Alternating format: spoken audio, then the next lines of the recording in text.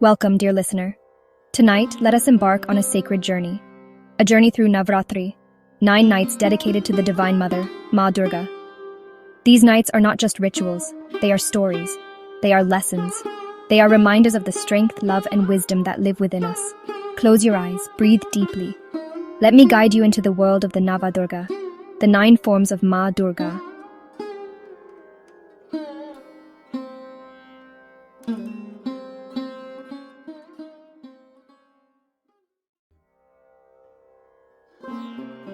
Long ago, when the world was sinking into fear, a mighty demon named Mahishasura had risen. He was strong, cunning, and undefeatable, for Lord Brahma had given him a boon, that no man, no god, could ever destroy him. Drunk with power, Mahishasura attacked heaven itself. He drove the devas from their thrones. He spread terror across the 3 worlds. Neither Vishnu, nor Shiva, nor Indra could defeat him. The gods turned to the supreme Shakti, the feminine power of the cosmos. From the combined radiance of the gods, a blinding light emerged. From that light was born Durga, the mother of the universe. With her many arms, holding weapons from every god, and seated on a lion, she shone brighter than 1,000 suns. For 9 nights, she fought Mahishasura. The clash of weapons echoed through the heavens. The roar of the lion shook the mountains. The earth trembled as demon after demon fell before her. And finally, on the 10th day, Maa Durga pierced Mahishasura's chest with her trident. The demon king fell, his arrogance shattered. This day became known as Vijayadashami, the day of victory. But the 9 nights before it, those became Navratri, dedicated to the 9 forms of Maa Durga, known as the Nava Durga. Each day of Navratri celebrates one form of the goddess. Each form tells us a story, gives us a lesson, and inspires us to walk the path of Dharma. Let us now meet each of them. The first night is for Shailaputri, the daughter of the mountains. In her previous birth, she was Sati, the devoted wife of Lord Shiva, who sacrificed herself in the fire of her father's insult. Reborn as the child of King Himavan, she is calm, steady, and strong. Her spirit unbroken, her resolve like the mountains themselves. Seated upon a bull, holding a trident in one hand and a lotus in the other, she reminds us to stand rooted like the mountains, unmoved by storms, patient through the seasons. Her lesson, true strength comes from patience and grounding. Day 2, Brahmacharini. The second night honors Brahmacharini, the goddess of penance and devotion. She is simple, walking barefoot, clothed in white. In her hands, she carries a rosary and a pot of water. As Sati reborn, she performed thousands of years of tapasya, deep meditation, to win Lord Shiva as her husband. Through harsh winters, blazing summers, and years without food, she remained unshaken. Her story is one of determination. Even when the world doubted her, even when her body weakened, her spirit burned brighter. She teaches us that true strength is born not from comfort, but from perseverance. Devotion, patience, and faith can move mountains. On the 3rd day, we worship Chandraghanta, the warrior goddess with a crescent moon on her forehead. After marrying Lord Shiva, she adorned her forehead with the half moon, shaped like a bell, and thus came to be known as Chandraghanta. She rides a tiger, with weapons in all 10 hands. Yet her face shines with peace. When demons threatened the world, Chandraghanta roared into battle. The sound of her bell shook the heavens. Demons fled in terror, but her devotees felt only calm and protection. She teaches us balance. Courage is not anger. True bravery is calmness in the face of fear.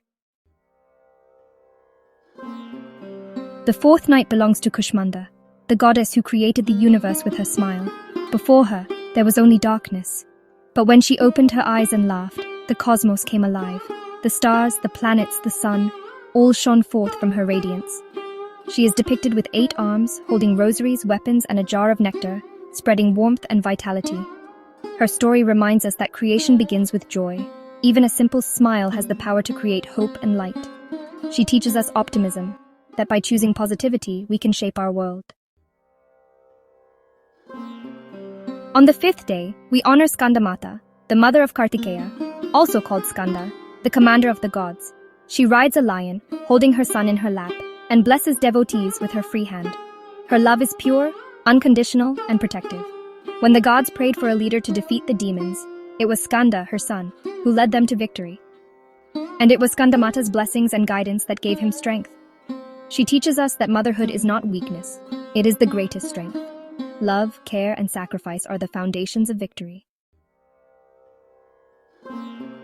The sixth day is for Katyayani, the fierce warrior goddess. Born as the daughter of sage Katyayani, she took this form to destroy the demon Mahishasura. Golden in complexion with 4 hands, riding a lion, she is a vision of divine wrath against injustice. When Mahishasura's armies spread terror, it was Katyayani who answered the prayers of the devas. Her roar shook the battlefield and her sword cut down the forces of Adharma. She teaches us that anger, when pure and righteous, becomes a tool of justice. Sometimes to protect Dharma, we must rise and fight. The 7th night is dedicated to Kaalratri, the most fearsome form of the goddess. Her complexion is dark as night, her hair is unbound, sparks of fire escape her breath. She rides a donkey and carries a deadly iron scimitar. When powerful demons threatened the gods, Maa took this terrifying form to destroy them. Though she looks frightening, she is the remover of fear and the destroyer of evil. Her story tells us that destruction is not always cruel. Sometimes what is old, impure, or negative must be destroyed for new life to grow. She teaches us to embrace change, to not fear endings, for they are only the beginning of something new. On the 8th day, we worship Mahagauri, the radiant goddess of purity. In her youth, Brahmacharini had performed such severe penance that her skin had grown dark. Moved by her devotion, Lord Shiva bathed her in the waters of the Ganga, restoring her to a radiant white form. Seated on a bull, dressed in pure white, she is graceful, compassionate, and serene. Her story reminds us of forgiveness and renewal. Even after hardship, even after suffering, the soul can shine again. She teaches us that kindness and forgiveness purify us more than any ritual ever can.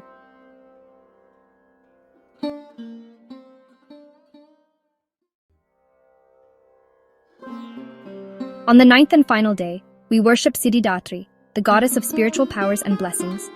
She sits on a lotus, surrounded by sages and devas, granting wisdom and siddhis to all who seek her. It is said even Shiva worshipped her and received divine powers. Her story is the culmination of devotion. She represents the ultimate gift of the goddess, the realization of the self, the fulfillment of life's journey. She teaches us that surrendering to the divine brings peace, wisdom, and liberation.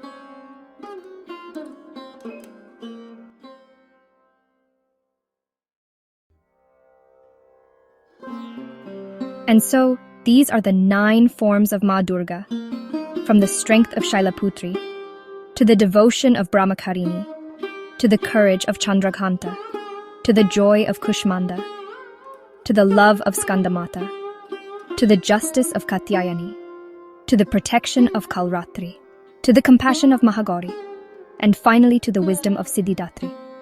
Navratri is not just a festival, it is a journey of the soul.